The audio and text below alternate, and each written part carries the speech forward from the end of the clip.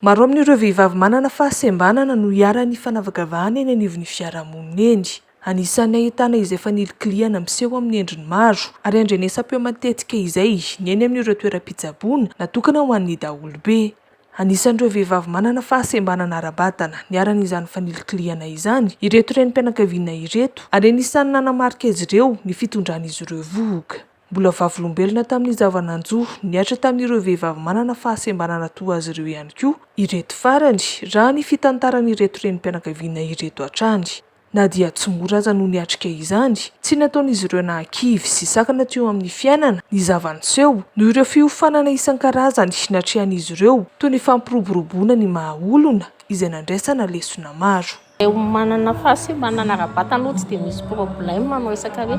resaka communication fifandraisana satria izay afaka miteny afaka mihaino fa eo amin'ny accessibilité izay sahirana ohatra hoe indraindray izy tsy micomprendre hoe tsy afaka miakatra ambonin'ny fandriana izay nefa izay miakary eto dia ianao vao mianaka tsy tafakatra eo dia izay izy vao ohatran'ny tsy ao anatin'ny heritreriny mihitsy izany hoe hanampy ianao hiakatra ambony fandriana ohatra. Ohatran'izany izao ny safo tamin'ny bevoka niakatra any amin'ny tohatra any ambony dia ilay ao amin'ny hôpitaly tsy mahalala hoe tsy afaka hiakatra tohatra ohatra hoe tao maternité be filatanana izao no saika miteraka dia tany amin'ny troisième étage ny gynécologue dia tsy hainy niakatra tohatra fa tsy mba nalefa ny ascenseur nefa nikibo efa 6 mois dia tena izay izany ohatran'ny hoe nampalahelo anatrangana tamin'izay ohatran'ny hoe indraindray izay ferana hoe tokony izao any miteraka anankiroa ohatra fa atao aussi rehefa miteraka dia na zao 3 faniriako fa mijanona teo amin'ny 2 satria hoe izay izany mety amiko aloha amin'ny 3 vatako dia nefa rehefa nanontany sy ny hafa dia mbola mety fa ny 3 dia nefa izaho efa natao ligature dia tsy mety intsony. Tadidiko tsara nandeha tany amin'ny tompam-pahasalana voalohany hoe hisafo dia eo moa izany misy filaharana dia miandry filaharana eo aloha izany ianao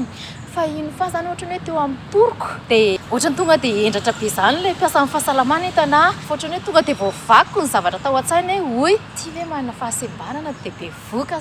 ohatrohatran'izany izany hoe ohatrany hoe tokony tsy ho bevoka izany no olona manana fahasembanana ohatratra izany nefa ny zonao ilay izy hoe te-hiteraka ianao sy ny karazany ny zavatra iainany hafa ihany koa nisy ohatran'izao ohatrany hoe manana fahasembanana ara-tsaina izy dia izy tsy ilay hoe mavesatra be ny degré an'ny fahasembanana ara-tsainany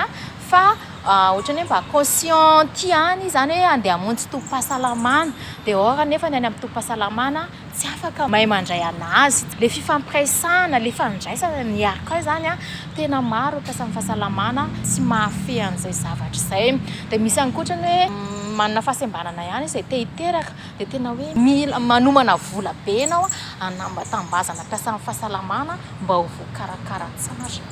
dia rehefa tsy izay izany dia sahirana tsy mitovy mihitsy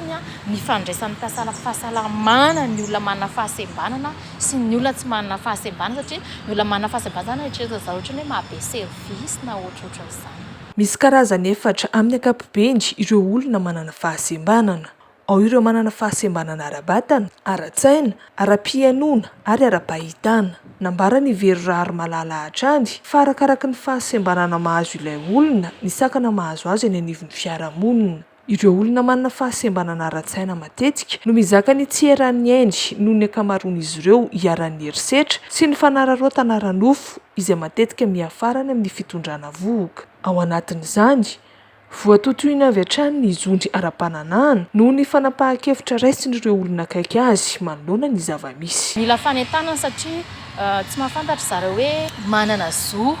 hisitraka tolotra ara-pahasalamana ny olona manana fahasembanana fa misy ny hoe ndray aman-dreny mihitsy no miraitsy kombakomba mpiasa amin'ny fahasalamana ohatrany hoe manao an'ilay resaka hoe stérilisation forcée zany ohatra izany zavatra mbola ny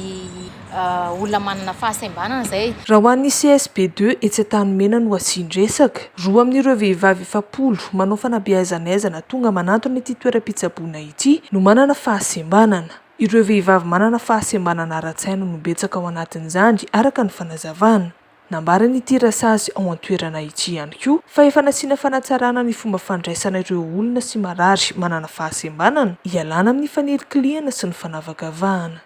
Hatreto aloha izany raha misy vehivavy ohatrany hoe 7 dia 1 na 2 misy fahasembanana. Matetika aloha izany ny marary saina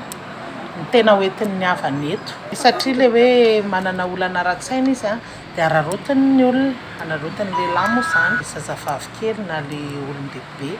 ny olana ara-batana aloha tsy dia tena hoe mbola miseho satria raha ohatra hoe misy koa zay trango izay ny lalana makatao amin'ny CSB a sarotra ohatra hoe efa ohatra resaka hoe dia fauteuil roulant ohatra zao le olona dia tsy sarotra satria tonga tsara atao aminay izy dia ny voahilikilika aloha efa tsy misy tsony koa zany satria efa tena efa hoe nezahana mihitsy hoe ny CSB ohatry-tony ho an'ny olona rehetra dia le sembana ara-tsaina teo no amafisiko matetika izy miaraka amin'ny havany foana dia ny havany no fampiresaka dia iry zareo moa hoe amasembana ara-tsaina anazy zany tsy afaka hoe mifampiraraha aminao izy fa tsy maintsy le havany no manampipamby anazy fa mbola tsy misy kosa aloha zany hoe nanondrana na ohatr'izany fa tena manaiky tsara daholo foana ry zareo. Tahaka ny olon-drehetra manana ny etaentana ireo olona manana fahasembanana. Anisan'izany ny tokony hijerena sy ampidinana ny saran'ny fandidiana azy ireo rehefa miteraka.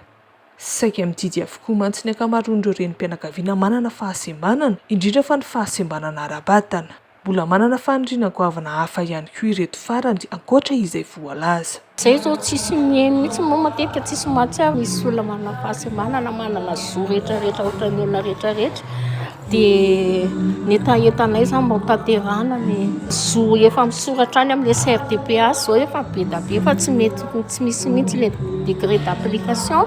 milasany zany izy dia mbola tsisy fijerevana mihitsy hatramin'izao ohatrany hoe dossier classé le izy dia zay ny tena mba tianay raha mba tanteraka izay dia misy le fampiarana ny lalàna dia ngamba mba miaina ohatran'ny olona rehetra izay. Efa mandeha ny adisisika amin'ny fijerena manokana ireo olona manana fahasembanana na eo amin'ny resaka fahasalamana sy ny zo ara-pananana izany na amin'ny lafiny fitsaboana amin'ny ankapobeny araka ny nambaran'ny mpitsabo iray. Taona vitsivitsy kely zay tao anaty misy tetikasa hoe misy to action na zay tena efa manao ezaka be mihitsy mahakasika ny adisisika hoe mba tonga n'ireo le olona zay manana fahasembanana reo mba hisitraka ara-dalàna zay tokony hisitrahany rehetrarehetra na resaka fandrindrana fiainam-pianakaviana na resaka fitsaboana io eny amin'ny tobim-pahasalamana rehetra eny. Raha ialana amin'izay le fanelikiliana ny olona manana fahasembanana zay tsika eto Madagasikara dia tokony misy norma mihitsy apetraka amin'ny trano tobim-pahasalamana rehetrarehetra zay apetraka mba hananany ireny olona manana mitondra fahasembanana reny zany tsy ho sahirana izy rehefa miditra ao amin'ilay tobim-pahasalamana. Raha ohatra izy zao ka manana fahasembanana ara-piainoana mazava ho azy fa rehefa miresaka ianao dia tsisy ninona hoeniny dia efa tsy maintsy jerena zany hoe ahoana ny fomba mba hampitaina amin'izy ireny. Ohatra moa tsy manana olana amin'ny resaka tsy fahitana koa dia ohatran'izay ihany koa hoe inona zany le fomba. Izay zany le ezaka lehibe tena mbola mila mafisina eto amintsika. Marihina fa nankalazaina omaly fahatelo ny volana Desambra ny andro iraisam-pirenena ho an'ny olona manana fahasembanana ka anisan'ny hetsika nentina nanamariana izany ny ady hevitra niarahana tamin'ny Humanité et Inclusion. Loha hevitra no banjinina tamin'ity taona 2024 ity moa ny hoe manangana fiarahamonina mirindra sy manome toerana ny olona manana fahasembanana mba hisiny ny fandrosoana iombonana.